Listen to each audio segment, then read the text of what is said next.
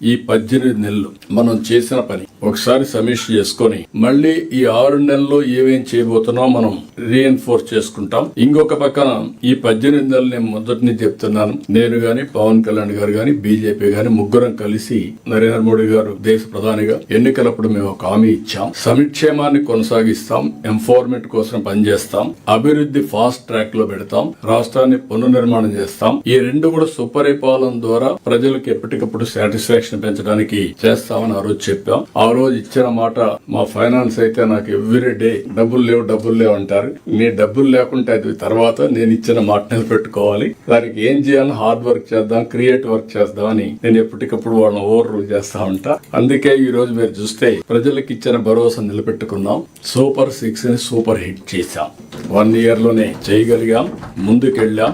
ఒక్క పెన్షన్ పైన best DBT కంట్రీలో 50,000 కోట్ల రూపాయలు పేదవాళ్ళకి ఒక్క పెన్షన్ ద్వారా మనం ఇచ్చే పరిస్థితికి వచ్చాం. ఇది great achievement, great satisfaction for all of us. We are all here. మనందరికి ఉండేది పేదవాడికి మెరుగైన జీవన ప్రమాణాలు పెంచడానికి. దీనికంటే బెస్ట్ ప్రోగ్రామ్ లేదని నా ఉద్దేశం. అందుకని మనం చేయగలిగాం. ఇంకా అనేక సంక్షేమ కార్యక్రమాలు తీసుకుని సూపర్ 6 ముందు తీసుకుపోయాం.